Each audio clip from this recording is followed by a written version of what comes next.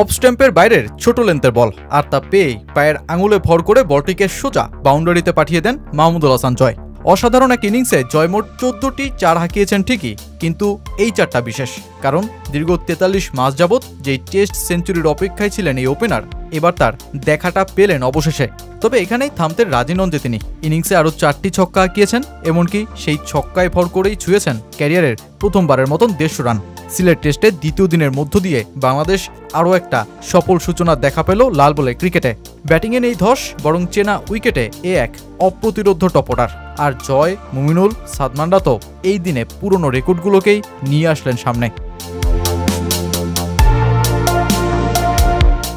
দিনের প্রথম 14 বলের মধ্যেই গুটিয়ে যায় আয়ারল্যান্ড। প্রথম সকালেই ব্যাট হাতে নামেন মাহমুদুল হাসান জয় আর সাদমান ইসলাম।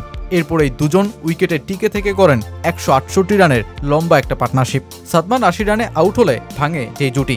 ওপেনিং জুটিতে 150+ সংগ্রহ, এতো টাইগার ক্রিকেটে বিরল এক দৃশ্য। অনেকটা আকাশের চাঁদ হাতে পাওয়ার মতনই যে দুর্লভ।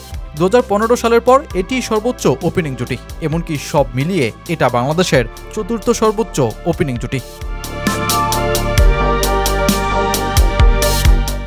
সাদমান ফিরলেও আশা হারাননি জয়, বরং উইকেটে সেট হয়ে তখন শাসাচ্ছিলেন আইরিশ বোলারদের। তাই তো এরপরে ব্যাট হাতে নামা মুমিনুলকেও সঙ্গটা দিয়ে দুজনে একেবারে অপরাজিত থেকেই 170 রানের জুটি করে দিন শেষ করেন। জয় 283 বলের অপরাজিত ইনিংসে 169 রান করেছেন, 4 হাঁকিয়ে ছুঁয়েছেন টেস্ট ক্যারিয়ারের দ্বিতীয় সেঞ্চুরি। সেই 2022 সালে দক্ষিণ আফ্রিকার বিপক্ষে 137 রানের পর এটা আরেকটা শতক তার রেকর্ড বয়ে। এরপর সেই ইনিংসকে ছক্কা হাঁকিয়ে 150 রানের গণ্ডিতে নিয়ে যান। বাংলাদেশের 19তম ব্যাটার হিসেবে টেস্টে 150 ছোঁয়ার কীর্তি গড়েন তিনি। এরপর দিনের শেষ বল পর্যন্ত টিকে 14 আর 4টি ছক্কার ইনিংসকে 169 রানে নিয়ে গিয়েই ফেরেন ড্রেসিং রুমে। আর অপর প্রান্তে মুমিনুল হকও 80 রানে থাকেন অপরাজিত। টপ অর্ডারের 3 ব্যাটারি 50 পেলেন, আর রেকর্ড হবে না তা কি করে হয়? নিজেদের টেস্টে দ্বিতীয়বারের মতন এক ইনিংসে প্রথম 3 ব্যাটসম্যানের 50-র ঘটনা এটা। টাইগার ক্রিকেটে যার প্রথমটা এসেছিল 2010 সালে লর্ডসে ইংল্যান্ডের বিপক্ষে।